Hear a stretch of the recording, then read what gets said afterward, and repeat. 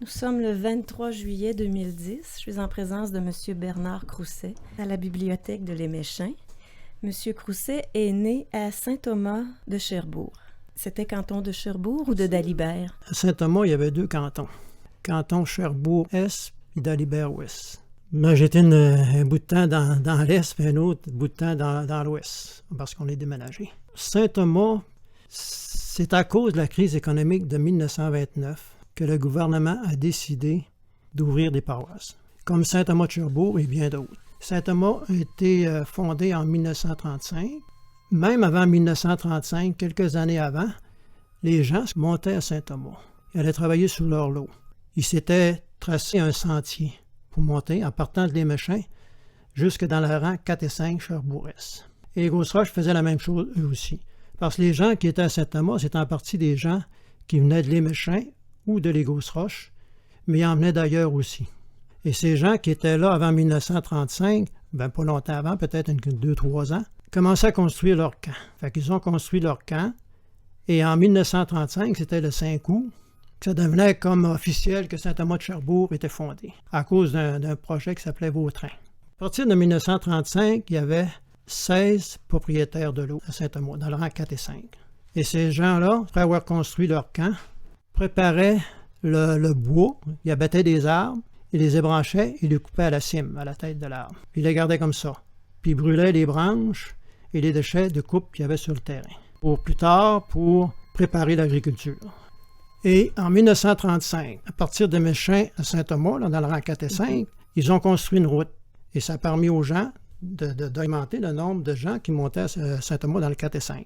À l'automne 1935, ils ont construit des maisons. Il y avait 110 travailleurs qui construisaient les maisons. Ils en construisaient 4 à 5 par semaine. Et en décembre, les maisons étaient toutes construites. Et un petit peu plus tard, en 1936-37, ils ont construit la route de Grosses-Roches jusqu'à Saint-Thomas de Cherbourg au village. Et dans les rangs 6 et 7 Dalibert et 6 et 7 Cherbourg. Et ça a permis que plusieurs ce qu'ils appelaient des colons naissent s'établir à Saint-Thomas. Et dans les années 1940, début de 1950, le bois avait un meilleur prix. Et ça permettait à ces gens d'améliorer leur situation, soit la maison, même certaines personnes s'achetaient une voiture. Ça fait que ça commençait à s'améliorer. Mais vers 1953-54, les gens qui avaient des lots, les propriétaires de lots, ils avaient coupé du bois. Ils avaient coupé pas mal, du bois commercial. Il n'en restait pas beaucoup. Là, c'était des pères de famille. Ils étaient obligés de s'en aller travailler à l'extérieur, en foresterie, parce que la plupart étaient des bûcherons. Ils s'en allaient sur la côte nord, en grande partie sur la côte nord. Et c'est ça qui a commencé certaines familles de partir de Saint-Thomas, de s'en aller le long du fleuve. Parce que c'était trop loin, puis l'hiver, quand l'homme revenait des chantiers, il était plus proche. Et par après, vers 1956, il y a eu le Conseil d'orientation économique que le gouvernement a envoyé dans les régions du Bas-Saint-Laurent-Gaspésie. Parce que, à cette époque, on disait que le Bas-Saint-Laurent-Gaspésie avait un retard économique sur le reste du Québec. Ça fait qu'ils voulaient créer des activités économiques pour pouvoir rattraper le reste du Québec. Le Conseil d'orientation économique a travaillé fort là-dessus, mais n'a pas réussi. Parce que dans Saint-Thomas, ce qu'il pouvait avoir, c'était l'agriculture ou la forêt. Et après un certain temps, en collaboration avec l'Université Laval, ils ont créé le Bureau d'aménagement de l'Est du Québec, ce qu'ils appellent le BAEQ. Et le BAEQ a pris la place. Et lui, à son tour, a travaillé fort aussi. Mais lui, il a créé dans chaque village un comité. Ce comité allait aux réunions régionales du BAEQ. Il informait les gens de ce qui s'était passé. Même après un certain temps, ça devenait difficile parce qu'ils ne trouvaient pas la solution. Il y a eu une rencontre le 21 janvier 1965. Il rencontrait les gens. Il demandait aux gens, « Qu'est-ce que vous souhaitez, partir ou rester? » Les gens n'ont pas répondu. Un an plus tard, le BAEQ était devenu, c'était l'ODEC, l'Office de développement de l'Est du Québec. À son tour, il a essayé, mais il savait que l'agriculture, c'était pas possible à Saint-Thomas. Il restait la forêt, puis la forêt, les lots étaient coupés à 90%. Même si l'Office de développement de l'Est du Québec essayait, parce que l'Office de développement de l'Est du Québec, c'était le bras régional qui appelait de l'Office de planification et développement du Québec. Ils ont essayé, eux autres aussi, mais ils n'avaient rien à faire.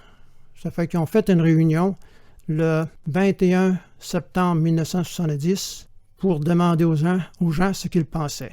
Ils ont fait voter. Ils ont voté à 92 % pour la fermeture. C'est certain que la population de Saint-Thomas en 1969-70 n'était pas forte. Il ne restait pas beaucoup de gens. Ça fait qu'ayant voté à 92 % pour la fermeture, ils étaient obligés de fermer. Il n'y avait pas le choix. Ça fait que l'ODEC s'en est occupé. Il y a d'abord pour les lots, les propriétaires de l'eau, c'était le ministère de l'Agriculture qui s'en occupait, qui leur donnait un montant pour leur lot. Les maisons, les bâtisses, c'était l'ODEC qui s'en occupait, puis il donnait un montant aussi. Puis pour les familles aussi, il y avait une indemnisation pour les familles. Mais là, les autres, ils ont voté oui. Ben Saint-Jean puis Sainte-Paul, ils ont voté non. Ils ont refusé la fermeture.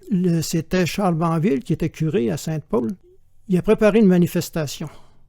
Il y avait environ 3000 personnes qui ont décidé qu'ils ne fermaient pas les paroisses.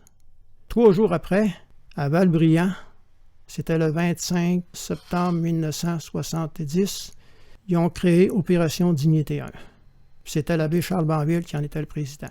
Opération Dignité 1, leur but, c'était de faire le tour de toutes les paroisses pour informer les gens, puis demander aux gens qu'est-ce qu'ils pensaient, qu'est-ce qui était possible de faire pour essayer de développer quelque chose, mais il restait la forêt. Mais la forêt était quand même, comme je te disais tantôt, il n'en restait pas beaucoup de bois commercial. En faisant le tour des paroisses, ils ont rencontré des gens. Avec la collaboration de l'Union des producteurs agricoles et l'Office des producteurs de bois, ils ont décidé de demander quelqu'un, un autre organisme, pour étudier la forêt. Fait qu'à partir de ce moment-là, ils ont pris la décision de demander le fonds de recherche forestière de l'Université Laval. Eux autres, ils ont commencé le 21 juillet 1971. Fait qu'il y avait des propriétaires de l'eau, les techniciens forestiers, les ingénieurs forestiers, puis les docteurs en foresterie. Ils rencontraient les propriétaires. Ils allaient voir leur boisé. Et après un certain temps, ça n'a pas pris un an, trouver quelque chose, comment cultiver la forêt. Ça fait qu'à partir de ce moment-là, l'Opération Dignité puis le Fonds de recherche, ils ont, vers 1974, créé les sociétés d'exploitation des ressources et les groupements forestiers.